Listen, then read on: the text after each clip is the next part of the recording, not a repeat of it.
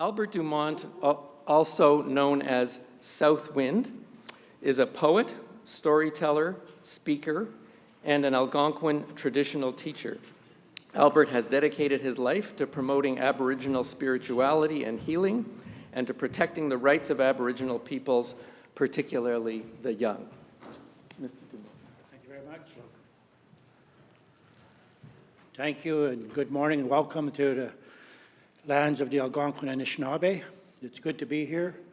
I really do feel like I'm among people of my own kind here, because I guess 28 and a half years ago, I was working as a bricklayer, and I was 43 feet off the ground repairing a chimney on a gristmill roof. And the roof buckled, and the tower section of scaffolding I was on collapsed, and I was right up at the top. So everything was heading for the ground. So I didn't think there was any chance I was going to live, and for some reason I wasn't afraid. I don't know why I wasn't afraid. I just accepted that the end of my life was going to occur. But then a thought flashed through my mind, and the thought was that maybe if I landed on my feet, I wouldn't die. And I managed to land on my feet.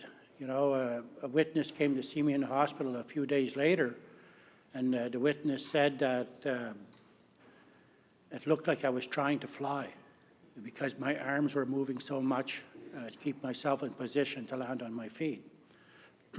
But I broke my back. I crushed 2 vertebrae in my back. I cracked 2 vertebrae in my back. I cracked my spine above and below the damaged vertebrae. I broke my right heel and my left ankle. And I wasn't wearing a shirt that day because it was April 25th, but it was a hot, sunny day. And there was 3 places in my upper body where my skin was peeled back like a sardine can. And I had 4 inches of collapsed nerve in my left arm. And the nerve specialist at the Civic Hospital said my left arm would never recover because it was paralyzed like this, right? But it came back. I didn't believe the doctor when he said it wouldn't come back. If I would have believed him, it never would have. You know, I believe in the spirituality. I believe in being strong-willed. I believe in being determined to overcome all kinds of things that you're confronted with in life. I accept that I live with chronic pain. You know, I had almost a pound and a half, I guess, of stainless steel nuts and bolts holding my spine together for almost 2 years. And as I'm aging, the pain is getting worse. And the doctor says that it's because the fusions are staying the same, but the spine is aging. And so the pain is increasing. I don't take anything for pain. I don't take any kind of medication. You know, for me, it's whenever the pain is excruciating, I just think about the fact that I could have died that day.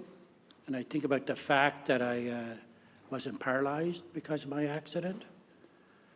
And so I'm fortunate. And it makes me accept the pain. And to me, I've come to a point where I really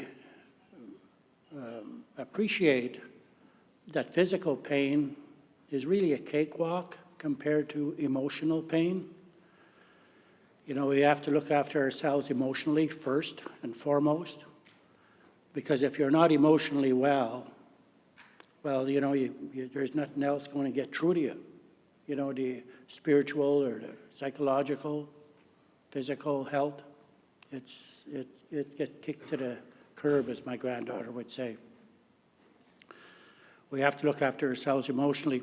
You know, after my accident, I was grateful that I wasn't killed or paralyzed, and I wanted to do an act of thanksgiving.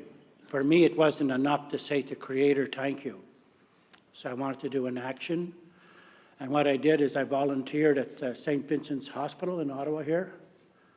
It's a hospital for the chronically sick, I guess. And I volunteered there for 9 years, working with a Cree man from Moose Factory.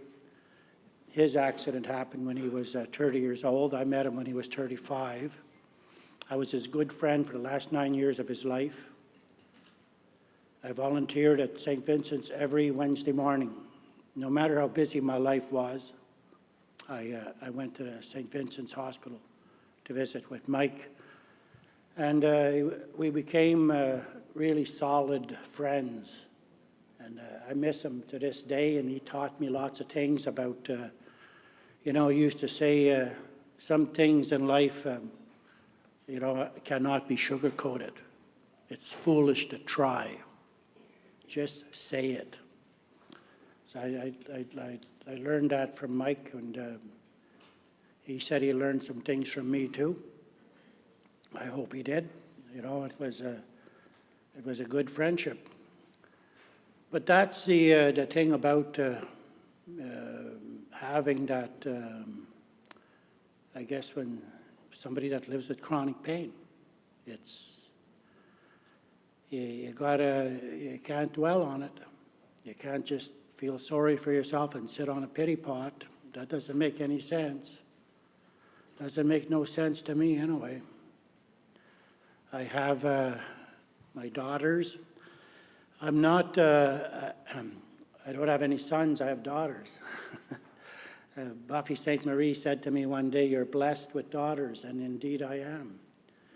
I've got 3 granddaughters and a grandson, and every day I begin my day with a prayer, and they're included in it. I've got a prayer list. There's always something to be thankful for, even if your health's not good. Well, the health of somebody you love is good, and we're thankful for that, right? Anyways, for me, I enjoy life. I live life to the fullest. I don't let too much slow me down.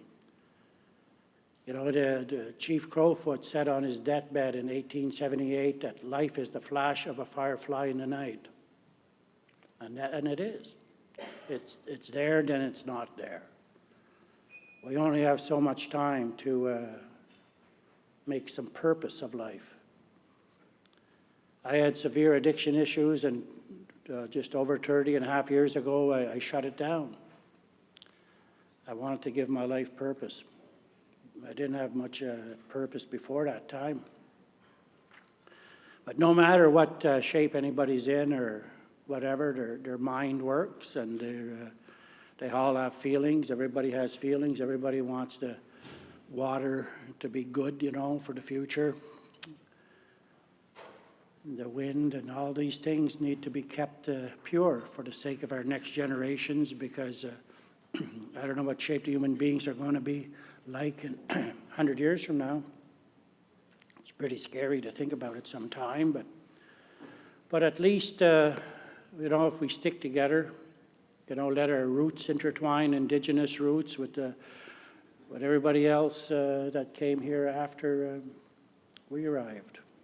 We should be in solidarity. We should care for one another. And that's the way it is.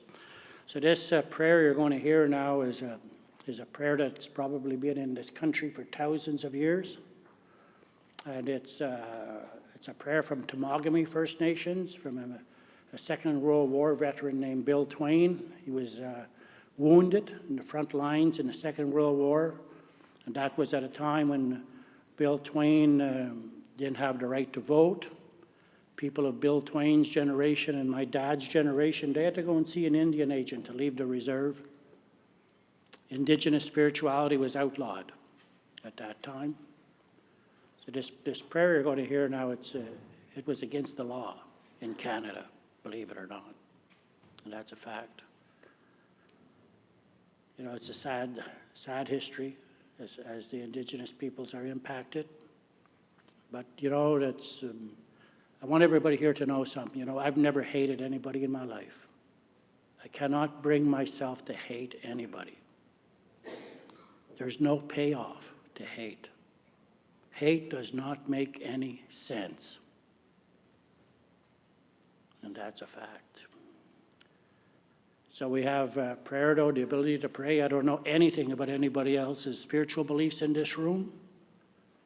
But I can tell you this much, spiritually, you're gonna like this prayer. And please just stay seated. I want to say to that good spirit, Minumanado, how grateful we are for everything that Creator placed in our homelands that help human beings to live well. We acknowledge and honor every tree, river, lake, and stream. We acknowledge and honor every bird, animal, fish, and all the good human beings. We're grateful for all those things in the sky world and all those things that live beneath the surface of the earth. We're grateful too for the bees and all the other insects that help the plants to grow. We're grateful for our ceremonies and for our medicines. We're grateful for our ability to prepare ourselves spiritually for that spirit world that will begin when this short physical life ends. We're grateful for our ability to bring peace and comfort to one another during times of troubles and times of anguish.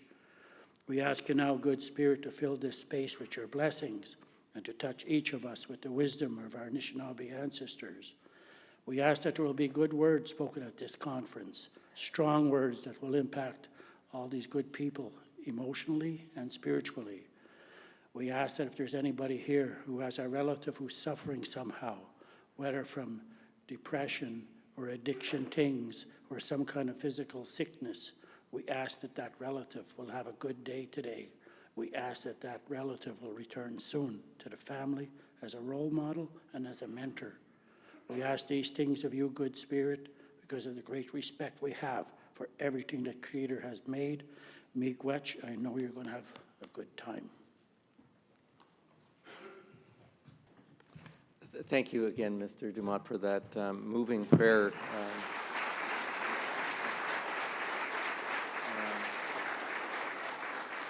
And also for the moving personal story you told. Thank you. Okay, what I'm going to do very briefly next is just review the goals of the overall Disability and Work in Canada initiative and the goals of this conference. And then in a little while, the steering committee is going to come forward and talk briefly about highlights of the draft strategy document that was sent out in advance. So the Disability and Work in Canada initiative really began over a year ago, and there was a conference that many of you would have been at a year ago.